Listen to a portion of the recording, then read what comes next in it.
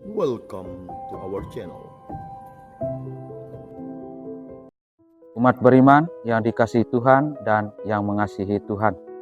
Salam, selamat pagi dan semoga dalam keadaan sehat. Sabda Tuhan yang mau kita renungkan bersama pada hari ini diambil dalam Injil Lukas bab 10 ayat 17 sampai 24. Bersukacitalah karena namamu terdaftar di surga. Umat beriman yang terkasih, dalam perjalanan hidup tentunya kita pernah atau seringkali merasa bahagia dan bersukacita. Kita bahagia dan bersukacita karena suatu pencapaian yang kita peroleh, atau kita bahagia dan bersukacita karena memiliki sesuatu yang kita impikan, ataupun kita bahagia dan bersukacita karena kemampuan yang kita miliki yang mungkin lebih baik dari orang lain. Dan masih banyak hal lain lagi yang membuat kita itu merasa bahagia dan bersukacita. Semua hal itu adalah sesuatu yang wajar dan baik adanya.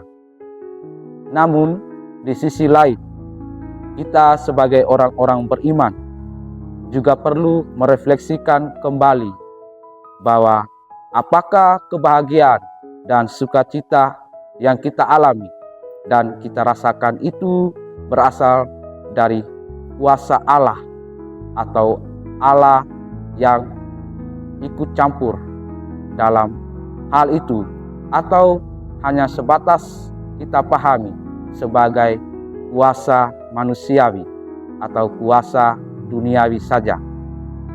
Umat beriman yang terkasih, Yesus dalam Injil hari ini diceritakan bahwa dia turut bergembira dan bersukacita bersama ke-70 muridnya yang kembali dari tugas perutusan dan kemampuan mereka dalam mengalahkan roh-roh jahat.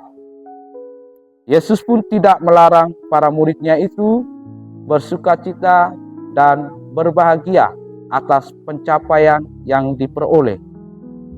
Namun, Yesus hanya mau menegaskan kembali bahwa sukacita dan kebahagiaan yang paling penting itu berasal dari kuasa Allah. Artinya harus dipahami sebagai karunia dan pemberian Allah. Yesus tahu bahwa kemampuan yang dimiliki oleh para muridnya itu bukan berasal dari kemampuan mereka saja, melainkan karena kuasa dan rencana Allah yang mau menyelamatkan manusia. Maka Yesus bersyukur kepada Bapanya yang telah memberikan kuasa istimewa itu bagi orang-orang pilihannya dan yang telah mengangkat mereka menjadi anak-anak Allah.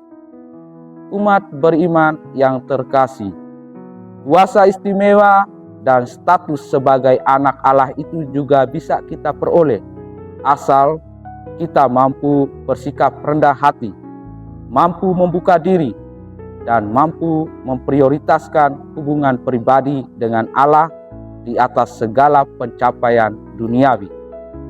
Allah telah hadir dan telah menyatakan kuasa-Nya yang menyelamatkan.